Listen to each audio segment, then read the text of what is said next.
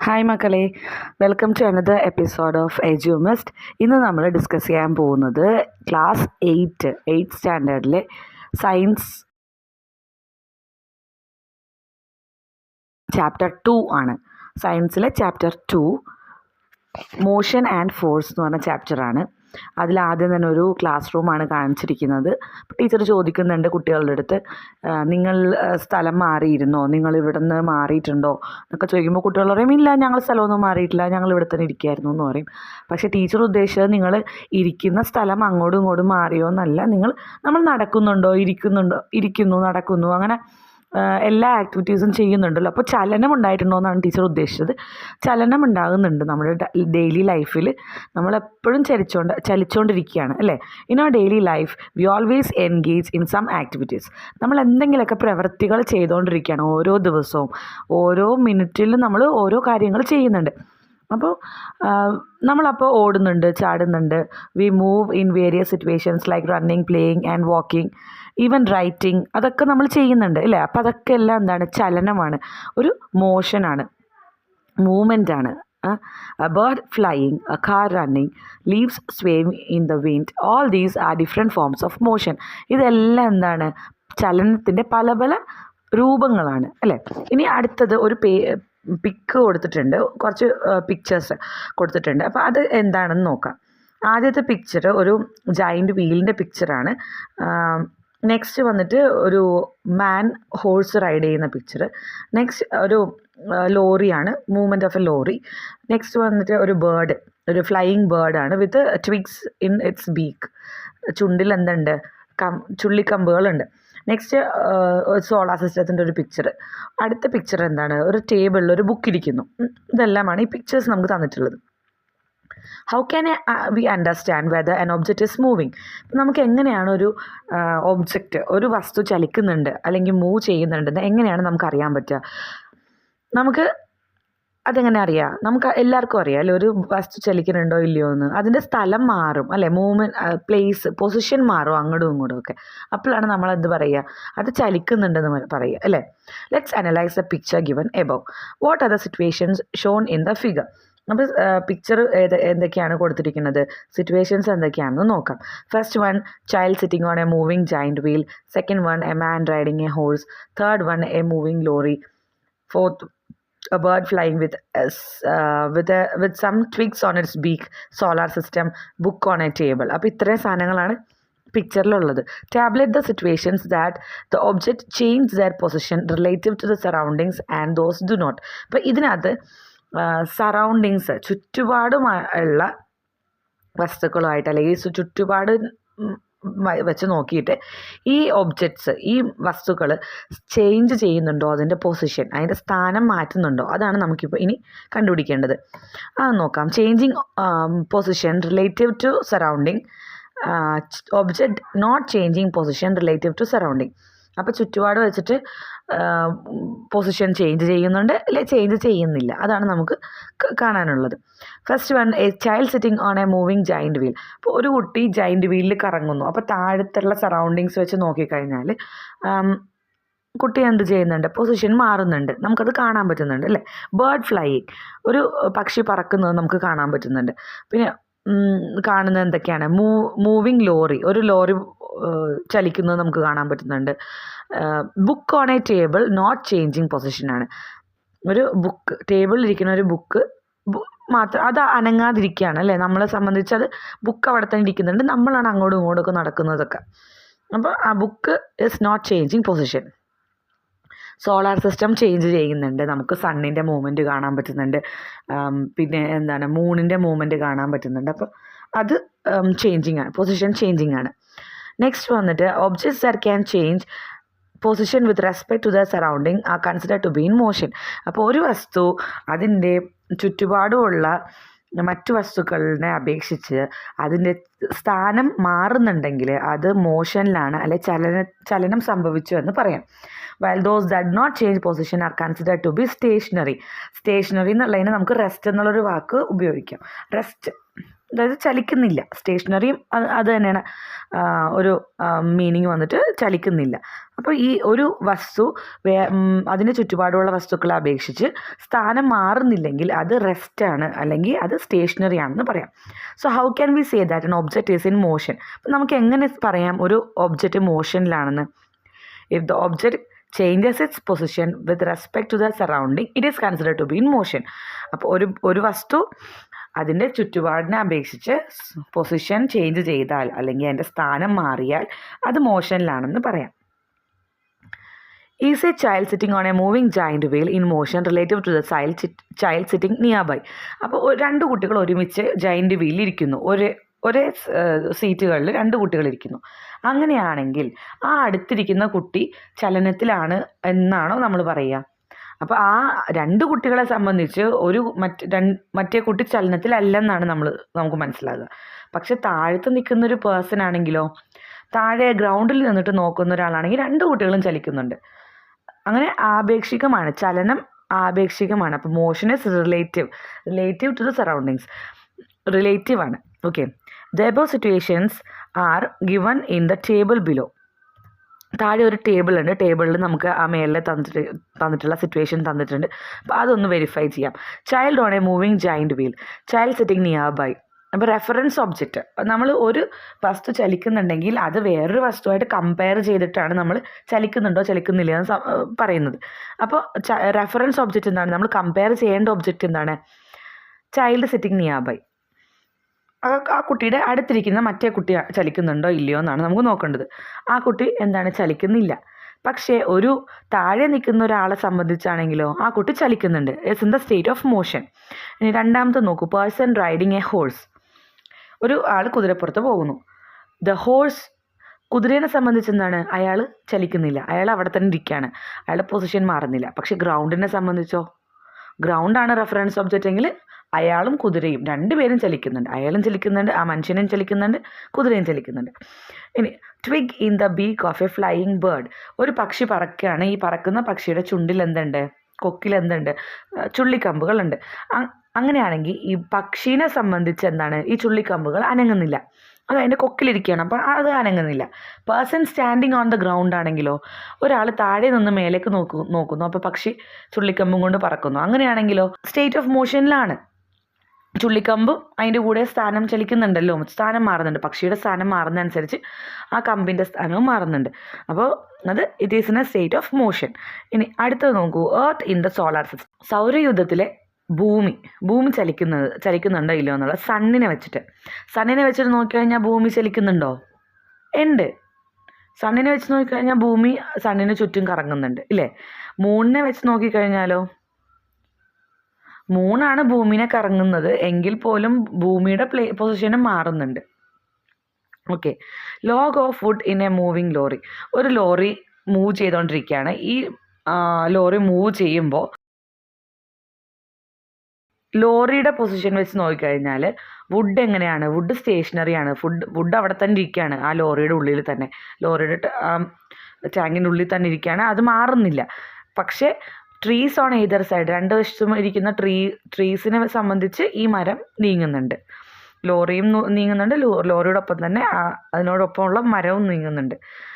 Book on a table. ഇനി ഒരു ടേബിളിലുള്ള ബുക്കാണ് നെക്സ്റ്റ് വന്നിട്ട്. ദ ടേബിളിനെ സംബന്ധിച്ച് ബുക്ക് അനങ്ങുന്നില്ല, ബുക്ക് അവിടെ തന്നെ ഇരിക്കുകയാണ്. പക്ഷേ സണ്ണിനെ സംബന്ധിച്ചോ, സണ്ണിനെ സംബന്ധിച്ച് നോക്കിക്കഴിഞ്ഞാൽ എർത്ത് റൊട്ടേറ്റ് ചെയ്യുന്നുണ്ട്. അപ്പോൾ എർത്ത് റൊട്ടേറ്റ് ചെയ്യണതിൻ്റെ ഒപ്പം തന്നെ ആര് റൊട്ടേറ്റ് ചെയ്യുന്നുണ്ടോ ഈക്വലി? എർത്തിൻ്റെ കൂടെ തന്നെ എർത്തിൻ്റെ മേലെയുള്ള എല്ലാ സാധനങ്ങളും, ഈവൻ നമ്മൾ പോലും എർത്തിൻ്റെ കൂടെ റൊട്ടേറ്റ് ചെയ്യുന്നുണ്ട്, റിവോൾവും ചെയ്യുന്നുണ്ട്, റൊട്ടേറ്റും ചെയ്യുന്നുണ്ട്. അപ്പോൾ നമ്മൾ എന്താ ചെയ്യുന്നത്? നമ്മൾ മൂവ് ചെയ്യുന്നുണ്ട്. നമ്മൾ മൂവ് ചെയ്യുന്നുണ്ടെങ്കിൽ ടേബിളിലുള്ള ബുക്കും മൂവ് ചെയ്യുന്നുണ്ട്, ടേബിളും മൂവ് ചെയ്യുന്നുണ്ട്.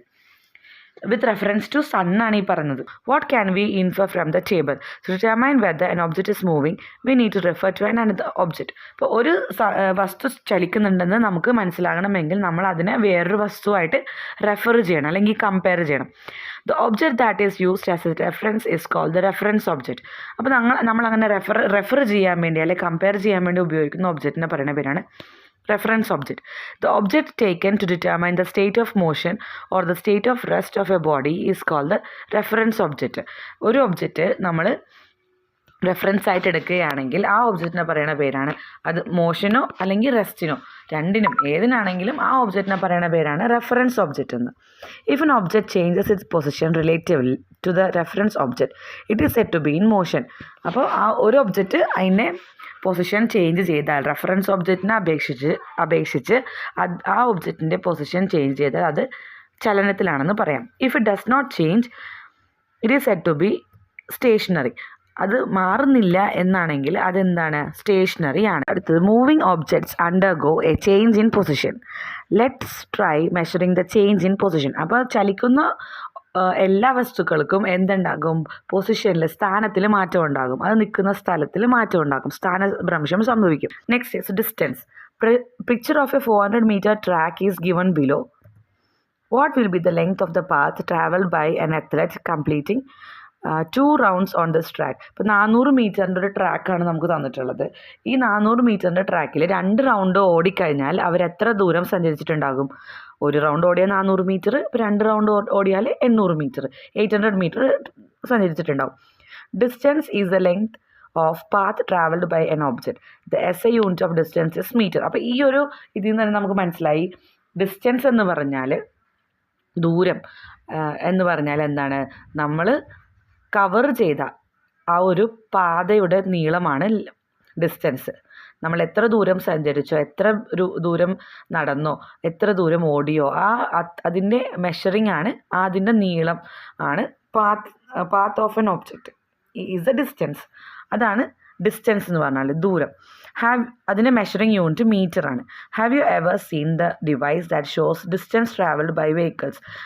ഇനി നമ്മൾ കാറിലോ ബസ്സിലോ ഒക്കെ പോകുമ്പോഴത്തേക്കും ഡ്രൈവർ സീറ്റിൻ്റെ ആ ഫ്രണ്ടിലെ ഡാഷിൽ നമുക്ക് എന്ത് കാണാൻ പറ്റും, 2 മീറ്ററുകൾ കാണാൻ പറ്റും അല്ലേ, ഇങ്ങനെ ഒരു അളവുകൾ കാണാൻ പറ്റും ഇല്ലേ.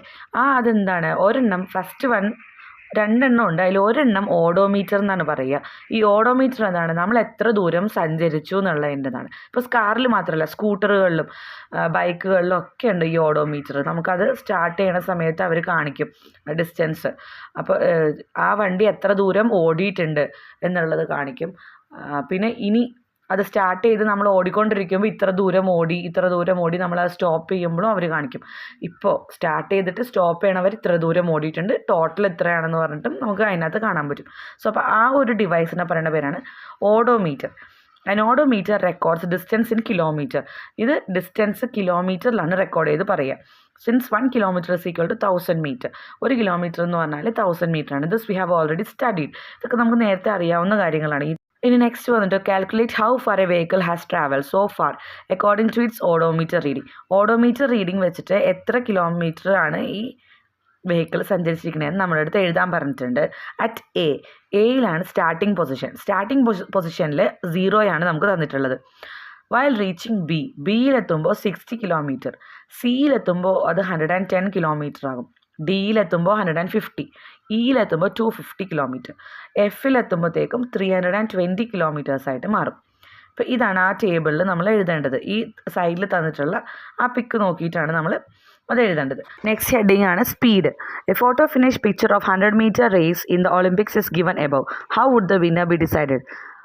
ഒരു ഫോട്ടോ ഫിനിഷ് പിക്ചറാണ് തന്നിട്ടുള്ളത്. ഇതിനകത്ത് നമ്മൾ എങ്ങനെയാണ് വിന്നറിനെ കണ്ടുപിടിക്കുക? അപ്പോൾ ഇതിൽ ഏത് അത്ലറ്റാണ് ഏറ്റവും കുറവ് സമയത്തിൽ ഫിനിഷിംഗ് പോയിന്റിലെത്തിയത് അവരായിരിക്കും വിന്നറായിട്ട് വരിക. The athlete who completed 100 meter in the least time would be the winner. Let's do an experiment. നമുക്കൊരു എക്സ്പെരിമെൻറ്റ് ചെയ്യാം. Take a tall glass jar, mark the top and bottom as A and B respectively. Fill the glass jar with glycerine and drop a stone from the top. ഇപ്പോൾ നമ്മുടെ അടുത്ത് പറഞ്ഞിരിക്കുന്നത് ഒരു glass jar എടുക്കാനാണ്. അതിൻ്റെ mark ചെയ്യുക, ബോട്ടവും ടോപ്പും mark ചെയ്യണം, എയും ബിയും ആയിട്ട്. Fill the glass jar with glycerine നിറക്കുക ഗ്ലാസ് ജാറിൽ മുഴുവൻ. ഒരു സ്റ്റോൺ മേലും താഴേക്ക് ഇടുക. Start the stop watch when the stone reaches A. Stop the watch when the stone reaches B. എയിലെത്തുമ്പോൾ സ്റ്റോപ്പ് വാച്ച് സ്റ്റാർട്ട് ചെയ്യുക, ബിയിലെത്തുമ്പോൾ സ്റ്റോപ്പ് വാച്ച് നിർത്തുക. ഇനി നമുക്ക് എന്തൊക്കെയാണ് കണ്ടുപിടിക്കേണ്ടതെന്ന് നോക്കാം. Time taken for the stone to reach B. Distance travel by the stone in 1 second. അപ്പോൾ ഇത് 3 നമുക്ക് കണ്ടുപിടിക്കേണ്ടത്. ഇപ്പോൾ ഇതിനകത്ത് ഡിസ്റ്റൻസ് ട്രാവൽഡ് എന്നുള്ള ഇത് എങ്ങനെ കണ്ടുപിടിക്കേണ്ടതെന്ന് നോക്കാം. എയും ബിയും തമ്മിലുള്ള ദൂരമാണ്, length between A and B. അതാണ് ആ ഒരു ഗ്ലാസ് ജാറിൻ്റെ മെഷർമെൻറ്റ് നമുക്ക് എടുക്കാം. എയും ബിയും തമ്മിലുള്ള മെഷർമെൻറ്റ് ലെങ്ത് എടുക്കാം. അതായിരിക്കും ഡിസ്റ്റൻസ് ട്രാവൽഡ്. അത് ഞാൻ എടുത്തിരിക്കുന്നത് 30 സെൻറ്റിമീറ്റർ ആണ്. എൻ്റെ ജാറിൻ്റെ വലിപ്പം 30 സെൻറ്റിമീറ്റർ ആണ്. ഇനി സ്റ്റോൺ ബിയിലെത്തിയപ്പോൾ എത്താനെടുത്ത സമയം. അപ്പോൾ സ്റ്റോപ്പ് വാച്ച് സ്റ്റാർട്ട് ചെയ്യുക, ബിയിലെത്തുമ്പോൾ സ്റ്റോപ്പ് വാച്ച് നിർത്തുക. അപ്പോൾ നമുക്കൊരു സമയം കിട്ടും. ആ സമയമാണ് 1.5 സെക്കൻഡ്സ്. 1.5 സെക്കൻഡിൽ അതെന്ത് ചെയ്തു, കല്ലെന്ത് ചെയ്തു, താഴെ എത്തി. ഇനി നമുക്ക് കാണേണ്ടത് എന്താണ്? Distance travel by the stone in 1 second. 1 സെക്കൻഡിലുള്ള ഡിസ്റ്റൻസ് കണ്ടുപിടിക്കുക. അപ്പോൾ 1 സെക്കൻഡിലുള്ള ഡിസ്റ്റൻസ് കണ്ടുപിടിക്കാൻ വേണ്ടിയിട്ട് നമ്മൾ 30നെ 15 1.5 കൊണ്ട് ഡിവൈഡ് ചെയ്യുക. ഇപ്പോൾ 30 സെൻറ്റിമീറ്ററിലാണ് നമ്മൾ എടുത്തത്. അതിന് മീറ്ററിലാക്കുമ്പോൾ 0.3 മീറ്റർ ആയിരിക്കും വരിക. അതിന് നമ്മൾ എന്ത് ചെയ്യണം? 1/5 സെക്കൻഡ് കൊണ്ട് ഡിവൈഡ് ചെയ്യുക. Unit of speed metre per second ആണ്. മീറ്ററിലാണ് നമ്മൾ ലെങ്ത് മെഷർ ചെയ്യുക, സെക്കൻഡിലാണ് ടൈം മെഷർ ചെയ്യുക. അപ്പോൾ മീറ്റർ പെർ സെക്കൻഡ് ആണ് സ്പീഡിൻ്റെ യൂണിറ്റ്. ഇനി സ്പീഡിനൊരു ഫോർമുല ഉണ്ട്. എന്താണ് സ്പീഡിൻ്റെ ഫോർമുല? അത് നമുക്ക് താഴെ നമുക്ക് നോക്കാം. ഡെഫിനേഷൻ ഓഫ് സ്പീഡാണ് അടുത്തത് പറഞ്ഞിട്ടുള്ളത്. Speed is the distance travel by an object in unit time. Unit ടൈമിൽ ഒരു വസ്തു എത്ര ദൂരം സഞ്ചരിച്ചിട്ടുണ്ടോ അതാണ് സ്പീഡ് എന്ന് പറഞ്ഞാൽ. യൂണിറ്റ് ടൈം, അതായത് ഒരു യൂണിറ്റ് ടൈമിൽ എത്ര ഡിസ്റ്റൻസ്, എത്ര ദൂരം സഞ്ചരിച്ചിട്ടുണ്ടോ അതാണ് സ്പീഡ്, വേഗത. Although the SI unit of speed is meter per second, the speed of vehicles is usually expressed in kilometer per hour. സാധാരണ SI unit of speed metre per second ആണെങ്കിലും നമ്മുടെ വാഹനങ്ങളുടെ വേഗത നമ്മൾ മെഷർ ചെയ്യണ എത്രയിലാണ്? കിലോമീറ്റർ പെർ അവറിലാണ്. Observe the relation between kilometre per hour and metre per second. ഇനി കിലോമീറ്റർ പെർ അവറും മീറ്റർ പെർ സെക്കൻഡും തമ്മിലുള്ള റിലേഷൻഷിപ്പ് നമുക്ക് എന്താണെന്ന് നോക്കാം. അതായത് 1 കിലോമീറ്റർ എന്ന് പറഞ്ഞാൽ 1000 മീറ്റർ ആണ്, നമുക്കറിയാവുന്ന കാര്യമാണ്. 1 അവർ എന്ന് പറഞ്ഞാൽ 60 മിനിറ്റ് ആണ്. അപ്പോൾ ഈ 60 മിനിറ്റിനെ നമ്മൾ സെക്കൻഡ്സിലേക്ക് ആക്കുമ്പോൾ 60 × 60 അത്രയും സെക്കൻഡ്സ്. അതായത് 1 hour is equal to 60 seconds ആണ്. അപ്പോൾ 3600 സെക്കൻഡ്സ് വരും. അപ്പോൾ 1000 divided by 3600 that is equal to 10/36 വരും. അതിനൊന്നുകൂടി സിംപ്ലിഫൈ ചെയ്യുമ്പോൾ 5/18 വരും. അതാണ് നമുക്കിവിടെ ഫോർമുല ആയിട്ട് കൊടുത്തിട്ടുള്ളത്. 1 kilometre per hour is equal to 5/18 metre per second.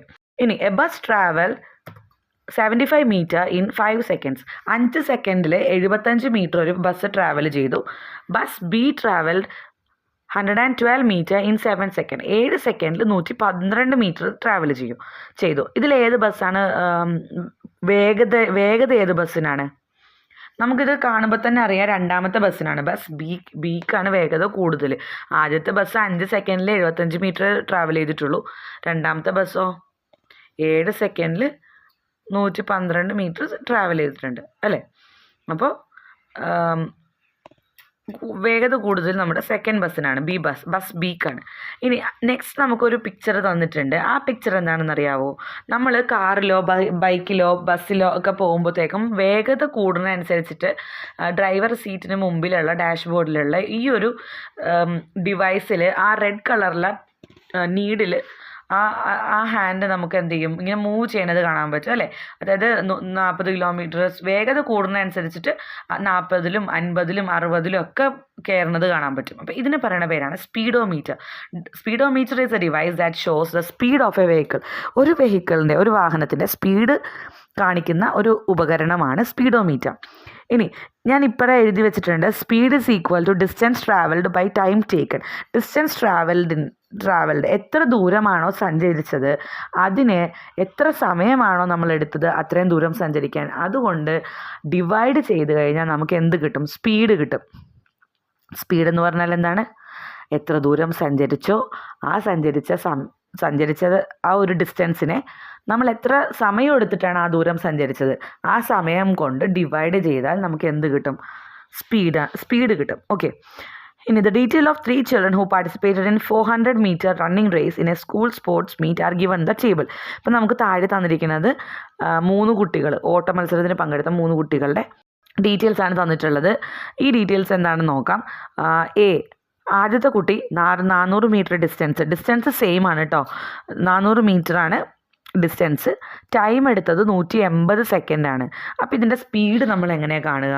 Distance എത്രയാണ്? 400. അതിന് നമ്മൾ എന്ത് ചെയ്യണം? Divided by 180.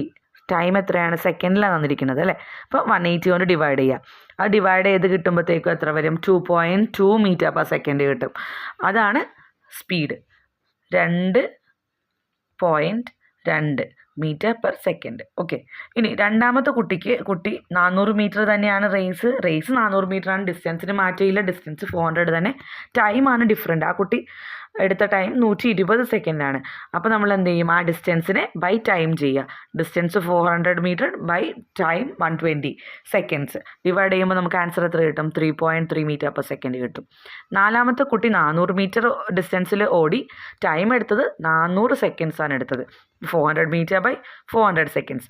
അപ്പോൾ എത്രയാണ് സ്പീഡ്? 1 മീറ്റർ പെർ സെക്കൻഡാണ് സ്പീഡ്. അപ്പോൾ ഇതിൽ ആരാണ് ഏറ്റവും കൂടുതൽ വേഗത്തിൽ ഓടിയതെന്ന് കണ്ടുപിടിക്കാൻ പറ്റുമോ?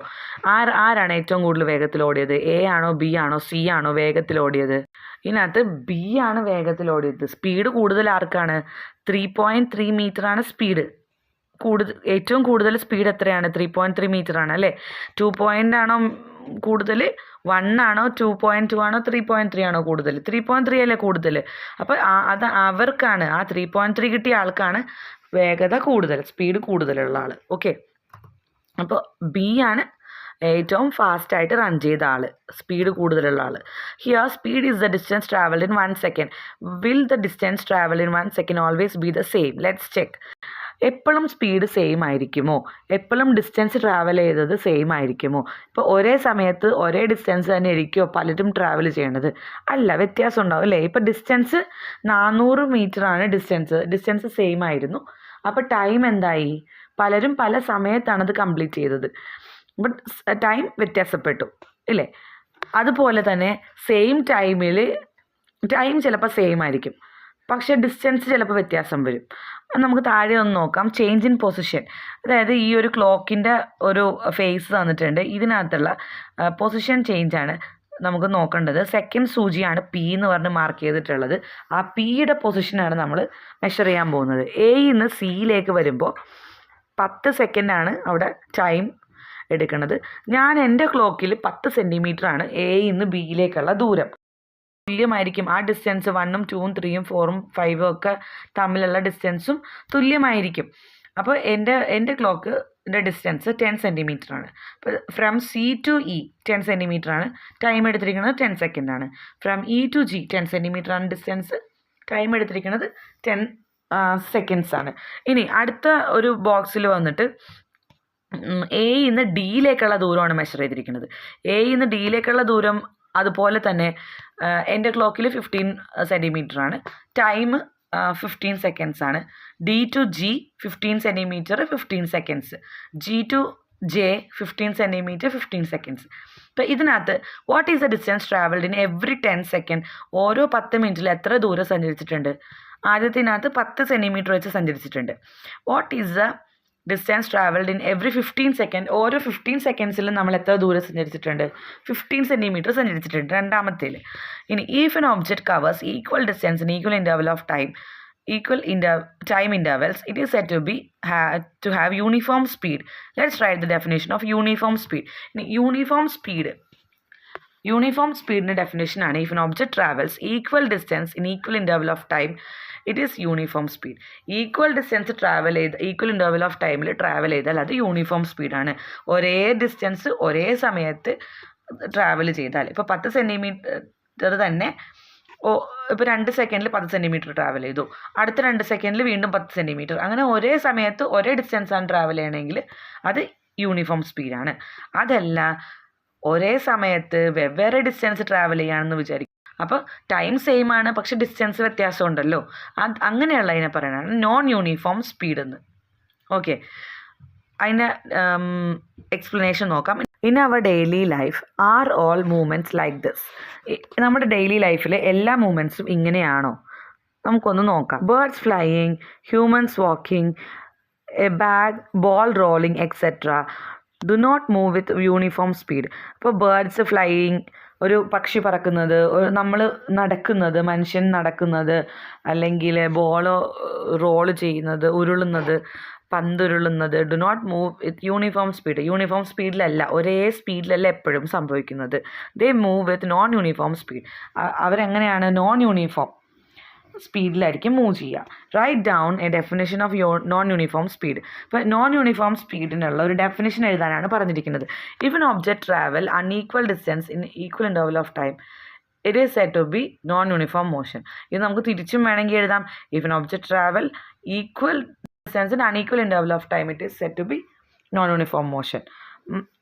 ടൈമും വ്യത്യാസമുണ്ട്, ഡിസ്റ്റൻസും വ്യത്യാസം ഉണ്ടാകും. ചിലപ്പോൾ ടൈം സെയിം ആയിരിക്കും, പക്ഷേ ഡിസ്റ്റൻസ് വ്യത്യാസം ഉണ്ടാകും. ചിലപ്പോൾ ഡിസ്റ്റൻസ് സെയിം ആയിരിക്കും, പക്ഷെ ടൈം എടുക്കുന്നത് വ്യത്യാസം ഉണ്ടാകും. രണ്ടും അങ്ങോട്ടും ഇങ്ങോട്ടും റിലേറ്റീവ്ലി ചേഞ്ചിബിൾ ആയിരിക്കും കേട്ടോ. We see vehicles ranging from slow moving bicycle to high speed cars on the road. ഇപ്പോൾ ഒരു എക്സാമ്പിൾ പറയട്ടെ. നമുക്ക് ഈ സ്കൂളിൽ നിന്നും വീട്ടിലേക്കുള്ള ഡിസ്റ്റൻസ് എന്ന് പറയുന്നത് ഒരു 6 കിലോമീറ്റർ ആണെന്ന് വിചാരിക്കുക. അത് ഫിക്സഡ് ആണ്, അതിന് ചേഞ്ചസ് ഒന്നും വരുന്നില്ല. 6 കിലോമീറ്റർ ഫിക്സഡ് ആണ്. അപ്പോൾ ഞാൻ ആദ്യത്തെ ദിവസം സ്കൂളിൽ നിന്ന് വീട്ടിലേക്ക് പോവാണ്. വീട്ടിലേക്ക് പോകുമ്പോഴത്തേക്കും സൈക്കിളിന് പോകുമ്പോൾ ഞാൻ അരമണിക്കൂർ എടുത്തു. രണ്ടാമത്തെ ദിവസം ഞാൻ 15 മിനിറ്റ് എടുത്തുള്ളൂ. മൂന്നാമത്തെ ദിവസം ഞാൻ 20 മിനിറ്റ് എടുത്തുള്ളൂ. അപ്പം 3 സമയമല്ലേ. അപ്പോൾ അത് നോൺ യൂണിഫോം സ്പീഡാണ്. എൻ്റെ സ്പീഡിന് വ്യത്യാസമുണ്ട്. ആദ്യത്തെ ദിവസം ഞാൻ ഇച്ചിരി സ്ലോ ആയിട്ടാണ് പോയത്, മൂന്നാമത്തെ ദിവസം ഇച്ചിരി ഫാസ്റ്റായിട്ട് പോയി. അങ്ങനെ അതാണ് നോൺ യൂണിഫോം സ്പീഡ് എന്ന് പറഞ്ഞാൽ. ഓക്കെ, ഇനി 2 കാറുകൾ ഒരേ സ്ഥലത്ത് നിന്ന് വേറൊരു സ്ഥലത്തേക്ക് പോവാണ്. ആദ്യത്തെ കാറ് 10 മിനിറ്റിൽ രണ്ടാമത്തെ ഡെസ്റ്റിനേഷനിൽ എത്തി, അതായത് ഇവരുടെ ഡെസ്റ്റിനേഷനിലെത്തി. രണ്ടാമത്തെ കാറ് 20 മിനിറ്റ് എടുത്തിട്ടാണ് ആ ഡെസ്റ്റിനേഷനിൽ എത്തിയത്. അപ്പം നമുക്ക് എന്ത് മനസ്സിലാകും? ആദ്യത്തെ കാറ് വേഗത്തിലെത്തി, 10 മിനിറ്റ് എടുത്തുള്ളൂ, സമയം വ്യത്യാസമുണ്ട്, പക്ഷേ ഡിസ്റ്റൻസ് സെയിം ആണ്. രണ്ടാമത്തെ കാറ് കൂടുതൽ സമയം എടുത്തു, പക്ഷേ ഡിസ്റ്റൻസ് സെയിം ആണ്. അപ്പോൾ ഡിസ്റ്റൻസ് ചിലപ്പോൾ സെയിം ആയിട്ടിരിക്കും, ടൈം നമ്മൾ ഡിഫറെൻ്റ് ആയിട്ട് വരും. ചില ആൾക്കാർ വേഗത്തിൽ പോകും, ചില ആൾക്കാർ സ്ലോയിൽ പോകും. അപ്പോൾ അങ്ങനെ ടൈമിന് വ്യത്യാസം വരാം. രണ്ട് രീതിയിലും ടൈം കോൺസ്റ്റൻ്റ് ആണെങ്കിൽ ഡിസ്റ്റൻസ് ചേഞ്ച് ആകാം, ഡിസ്റ്റൻസ് കോൺസ്റ്റൻ്റ് ആകുമ്പോൾ ടൈമും ചേഞ്ച് ആകാം. രണ്ടും റിലേറ്റീവ് ആണ്, അങ്ങോട്ടും ഇങ്ങോട്ടും നോൺ യൂണിഫോം മോഷൻ്റെ അത്. We see vehicles ranging from slow moving bicycles to high speed cars on the road. Road accidents due to excessive speed and carelessness are daily news, aren't they? What can we do to avoid such road accidents? Discuss. ഇപ്പോൾ നമുക്ക് ഈ road accidents കുറയ്ക്കാൻ വേണ്ടി എന്തൊക്കെ ചെയ്യാൻ പറ്റുമെന്നാണ് ചോദിച്ചിരിക്കുന്നത്. നമുക്ക് സ്പീഡ് ബ്രേക്കേഴ്സ് വെക്കാൻ പറ്റും. നമുക്ക് സ്പീഡോമീറ്ററിൽ തന്നെ ഒരു മാക്സിമം സ്പീഡിന് അപ്പുറത്തേക്ക് പോവാതിരിക്കാൻ വേണ്ടിയിട്ടുള്ള ഫെസിലിറ്റി ആയിട്ട് സ്പീഡ് ബ്രേക്കേഴ്സ് ഉണ്ട്. സ്പീഡ് ബ്രേക്കർ, അതായത് 40 കിലോമീറ്ററിന് മേലേക്ക് പോയി കഴിഞ്ഞാൽ ഓട്ടോമാറ്റിക്കലി ആ വെഹിക്കിളിൻ്റെ സ്പീഡ് കുറയും. അങ്ങനെ അത് സ്കൂൾ ബസ്സുകളിൽ പിന്നെ അതുപോലെ പ്രൈവറ്റ് ബസ്സുകളിലൊക്കെ സ്പീഡ് ബ്രേക്കർ വെക്കണം എന്നാണ് നിർബന്ധം. കാരണം അവർ ഒരു മാക്സിമം സ്പീഡിന് അപ്പുറത്തേക്ക് പോകാൻ പാടില്ല. അത് ആ സ്പീഡിന് മേലേക്ക് പോയി കഴിഞ്ഞാൽ ഓട്ടോമാറ്റിക്കലി ആ ബ്രേക്സ് അപ്ലൈ ആയിട്ട് ആ സ്പീഡ് ലോ ആക്കി ആ മിനിമം സ്പീഡിൽ നിർത്തും. അതിനു വേണ്ടിയുള്ളതാണ് സ്പീഡ് ബ്രേക്കേഴ്സ്. അത് നമുക്ക് യൂസ് ചെയ്യാൻ പറ്റും. ഓക്കെ, പിന്നെ നമുക്ക് ട്രാഫിക് റൂൾസിൽ തന്നെ പറയുന്നുണ്ട് എത്രയാണ് സിറ്റി ലിമിറ്റ് 30 കിലോമീറ്റർ പെർ അവറും ഹൈവേസിൽ ആണ് 110 ഒക്കെ വരെ 80 കിലോമീറ്റർ പെർ അവറൊക്കെ വന്നിട്ടുള്ളത്. അപ്പോൾ അതും നമുക്ക് ഡിസ്കസ് ചെയ്യാൻ വേണ്ടിയുള്ള കാര്യങ്ങളാണ്. ഇത് റോഡ് ആക്സിഡൻറ്റ്സ് കുറക്കാൻ വേണ്ടിയിട്ടുള്ള കാര്യങ്ങളാണ്. പിന്നെ ഒരെണ്ണം വെച്ചിട്ടുണ്ടെങ്കിൽ ഓട്ടോമാറ്റിക് സെൻസർ വേണമെങ്കിൽ നമുക്ക് വെക്കാം. ഓട്ടോമാറ്റിക് സെൻസറിനകത്ത് സ്പീഡ് കൂടുമ്പോഴത്തേക്കും ആ ഓട്ടോമാറ്റിക് സെൻസർ അലാം അടിക്കുന്ന രീതിയിൽ, അതൊക്കെ നമ്മുടെ ഇന്നോവേഷൻസാണ്. കുട്ടികൾക്ക് എന്ത് വേണമെങ്കിലും ഇന്നോവേറ്റ് ചെയ്യാം. ഓരോ ഇന്നോവേഷൻസ് അല്ലേ നമ്മുടെ. അതിനൊക്കെയുള്ള ഓരോ ബ്രെയിൻ സ്റ്റോമിങ് നടത്തി കഴിഞ്ഞാൽ നമുക്ക് കൂടുതൽ ഇന്നോവേറ്റീവ് ഐഡിയാസ് കുട്ടികളുടെ ഭാഗത്തുനിന്ന് തന്നെ കിട്ടാൻ സാധ്യതയുണ്ട്. ലെങ്തി വീഡിയോ ആയതുകൊണ്ട് ഇനി സെക്കൻഡ് പാർട്ടായിട്ട് ഫോഴ്സിൻ്റെ ഭാഗം ഇടുന്നുണ്ട്. തേർഡ് പാർട്ടായിട്ട് ക്വസ്റ്റ്യൻ ആൻസേഴ്സ് ലെറ്റ്സ് ആസസ് ഇടുന്നുണ്ട്. വീഡിയോ എല്ലാവർക്കും ഇഷ്ടമായെന്ന് വിശ്വസിക്കുന്നു. എല്ലാവരും ലൈക്ക് ചെയ്യുക, ഷെയർ ചെയ്യുക, സബ്സ്ക്രൈബ് ചെയ്യുക. മറ്റൊരു പാർട്ടുമായിട്ട് വീണ്ടും വരുമ്പോഴേക്കും ബൈ.